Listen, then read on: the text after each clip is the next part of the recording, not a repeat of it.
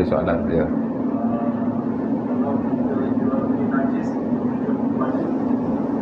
Jual beli najis untuk tujuan baja.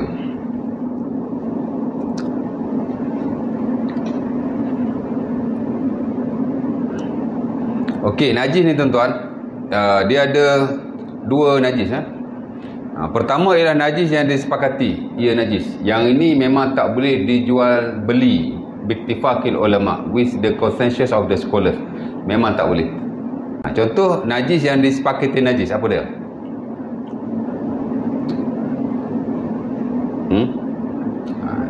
Tahi kita, dan kecil kita juga, itu disepakati najis. Al-baul wal ghaid. Belakang rumah kita ada tangki najis, bila orang nak main sudut kita ambil duit, tak boleh. Ya, air kencing dan najis manusia, najis sepakat para ulama, no khilaf. Satu lagi yang tidak disepakati kenajisannya, of course lah tidak dinaskan oleh Nabi, ia tidak boleh dijual beli. Yang ini sebenarnya ulama khilaf boleh jual beli atau tidak. Contoh najis yang tak disepakati ulama, ia najis atau tidak. Najis haiwan yang halal dimakan. Najis kambing, najis ayam. Najis ni masuk kencing dan berak lah ya. Najis lembu. Ni ulama tak sepakat sama ada ia najis atau tidak. Jadi hak kata bukan najis, dia mengharuskan jual beli. Mengharuskan. Pasal bukan najis kan. Kalau kena baju pun mayang soft. Ya. Dan saya lihat fatwa Qardawi pun dia lebih suka pendapat yang mengatakan bahawa najis-najis haiwan yang halal dimakan tidak najis. Qardawi ni dalam bab najis dia agak terbuka.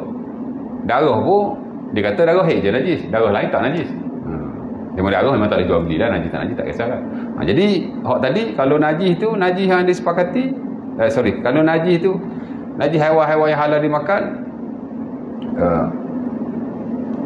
boleh jual beli lah sebab dia bukan najis. Nampak? Mazhab Syafi'i, apa-apa najis saja memang tak boleh dijual beli. Ya? Sama ada najis haiwan yang halal dimakan atau yang haram dimakan. Sebab dia kata najis. Bila dia kata najis, dia kata tak boleh jual beli lah. Hak tadi hak kata tak najis, dia boleh lah jual beli. Hak kata najis, dia tak boleh jual beli. Macam tu cerita dia. So jadi macam mana? Sebaik-baiknya najis-najis haiwan, walaupun tidak disepakatilah dari sudut kenajisannya, sebaik-baiknya dielakkan. Melainkan untuk dijadikan baja atau tujuan-tujuan yang lain yang mana dia juga perlu untuk menampung kos-kos tertentu.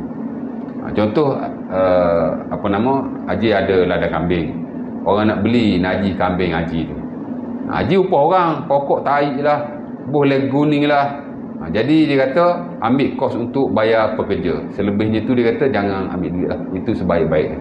Cerita lagi tu lah. Kalau kita elakkan tu lebih baik.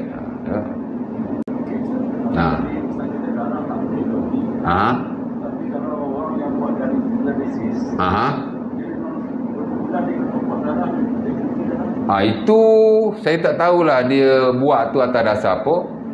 Tapi dasarnya, asasnya memang darah tak boleh dijual beli. Bukan sebab dia najis, sebab dia dinaskan oleh Nabi. Nabi ada sebut jual beli darah ni tak boleh. Apa hadis tu saya lupa. Nahan Nabi an samanidam. Ini hadis Rafiq bin Khurais tak silap saya. Dan nanti ada jual beli darah ni dalam ni ada nombor 18 jual beli darah. Nabi larang jual beli darah. Darah ni Nabi dia tak boleh dijual beli sebenarnya bukan kerana dia najis. Kerana darah ulama tak sepakat najis tak najis, melainkan darah haid saja. Kerana ia dinaskan oleh Nabi. Jadi memang tak boleh lah. Jadi dia ada dua lah. Satu, kalau najis memang sepakat najis tak boleh jual beli. Satu lagi ulama khilaf najis ke tak najis, tapi dinaskan oleh Nabi, tak boleh jual beli juga. Tapi bukan bermakna bila kita guna darah kita tak dicas. Kerana cas tu dia cas atas servis, dia cas atas cas-cas yang lain lah. Tapi kalau betul-betul akad tu untuk darah memang tak boleh. Nampak? Cerita dia macam tu lah. Yalah, kalau kita tengok dalam bil, betul tak? Kita masuk hospital kan, bil nombor 1, nombor 2 dengan ubat lah, dengan apa, tiba-tiba darah tu dia macam cas lah. Kita guna 5 bekas, 5 plastik darah.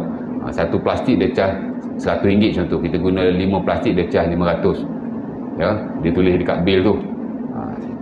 ada dua kemungkinan di situ. Pertama, mungkin dia cas tu darah memang harga darah. Yang kedua, dia cas harga darah tu mungkin bukan harga darah, tapi di atas kos yang dia nak tampung untuk dapatkan darah. Kena tanya dia lah, saya tak tahu. Kalau harga darah tak boleh lah. Kita tak ada apa lah sebab kita perlu kepada benda tu. Tapi dia yang jual beli tu berdosa lah. Tu lah cerita dia. Jual beli darah memang tak boleh lah. Bukan soal dia najis tak najis, tapi soal dia dinas kat ordinary. Saya tak tahulah, mungkin ada ulama yang kata boleh. Tapi kita dapati baik fatwa yang kontemporer, yang sekarang, baik yang lama, darah memang unallowable for trade. Memang tak boleh dijual beli. Itu je cerita dia. Tapi kita sebagai patient ni, kita nak buat macam mana? Orang masuk bil kita bayar aje. Kita tak ada niat nak jual beli darah pun. Kita nak servis dia aja. Dia lah kena pandai. Kena ikut atau cara yang ada dalam syarak. Sebaiknya dia tidak cah ikut. Itulah. Tak tahulah Allah Ta'ala alam. Saya boleh cakap itu je lah. Boleh. Ada salah lagi? Tak ada? Tak tanya lagi? Tak ada. Ada siapa pun nak tanya apa-apa? Tak ada? Kalau tak ada,